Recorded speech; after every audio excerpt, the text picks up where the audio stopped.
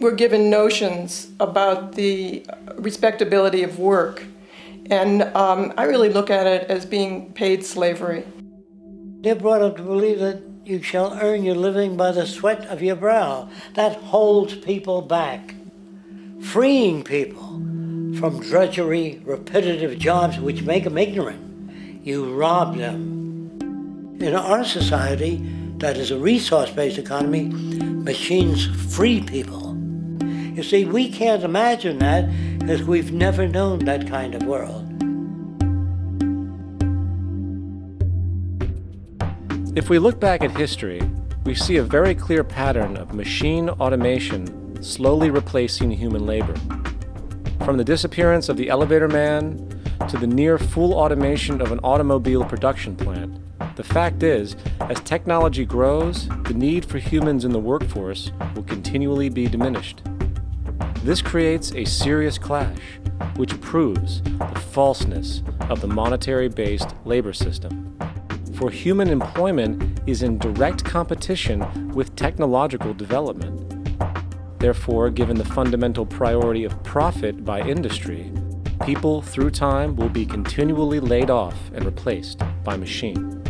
When industry takes on a machine, instead of shortening the workday, they downsize. You lose your job, so you have a right to fear machines. In a high-technology, resource-based economy, it is conservative to say that about 90% of all current occupations could be phased out by machines, freeing humans to live their life without servitude, for this is the point of technology itself. And through time, with nanotechnology and other highly advanced forms of science, it is not far-fetched to see how even complex medical procedures could be performed by machines as well, and based on the pattern, with much higher success rates than humans get today. The path is clear, but our monetary-based structure, which requires labor for income, blocks this progress, for humans need jobs in order to survive. The bottom line is that this system must go, or we will never be free, and technology will be constantly paralyzed.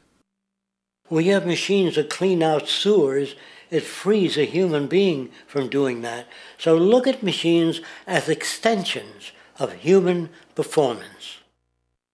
Furthermore, many occupations today will have simply no basis to exist in a resource-based economy, such as anything associated with the management of money, advertising, along with the legal system itself. For without money, a great majority of the crimes that are committed today would never occur. Virtually all forms of crime are a consequence of the monetary system, either directly or by neuroses inflicted through financial deprivation. Therefore, laws themselves could eventually become extinct. Instead of putting up a sign, drive carefully, slippery when wet, put abrasive in the highway so it's not slippery when wet. And if a person gets in a car that's drunk and the car oscillates a great deal, there's a little pendulum that swings up and back, and that'll pull the car over to the side. Not a law. Solution. Put sonar and radar in automobiles so they can't hit one another. Man-made laws are attempts to deal with occurring problems, and not knowing how to solve them, they make a law. In the United States, the most privatized, capitalist country on the planet, it should come as no surprise that it also has the largest prison population in the world, growing every year. Statistically, most of these people are uneducated and come from poor, deprived societies. And, contrary to propaganda, it is this environmental conditioning which lures them into criminal and violent behavior. However, society looks the other way in regard to this point. The legal and prison systems are just more examples of how our society avoids examining the root causes of behavior.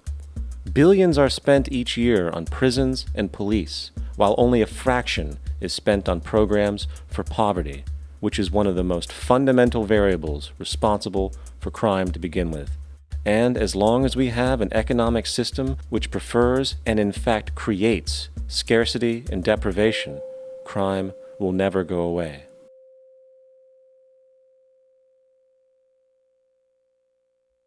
If people have access to the necessities of life without servitude, debt, barter, trade, they behave very differently.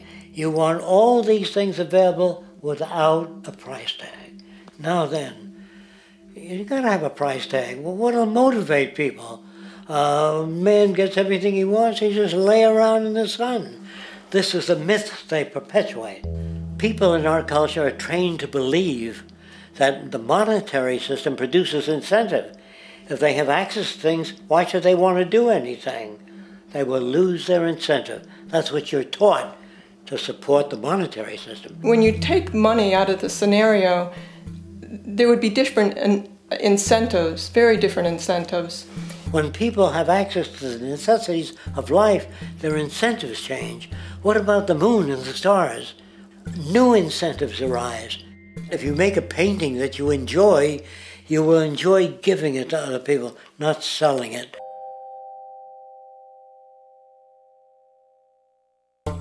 I think most of the education that I've seen today is essentially producing a person for a job. It's very specialized. They're not generalists. People don't know a lot about a lot of different subjects. I don't think you could get people to go to war if they knew a lot about a lot of things. I think education is mostly rote, and they're not taught how to solve problems. They're not given the tools emotionally or within their own field of how to do critical thinking. A resource-based economy, the education would be very different. Our society's major concern is mental development and to motivate each person to their highest potential. Because our philosophy is the smarter people are, the richer the world, because everybody becomes a contributor. The smarter your kids are, the better my life will be, because they'll be contributing more constructively to the environment and to my life, because everything that we devise within a resource-based economy would be applied to society. There would be nothing to hold it back. Patriotism, weapons, armies, navies, all that is a sign that we're not civilized yet. Kids will ask their parents, "Didn't you see the necessity of the machines? Dad, couldn't you see that war was inevitable when you produce scarcity?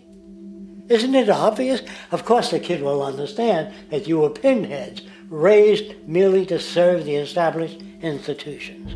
We're such an abominable, sick society that we won't make the history book. They just say that large nations took land from smaller nations, used force and violence. You'll get history talked about as corrupt behavior all the way along until the beginning of the civilized world. That's when all the nations worked together.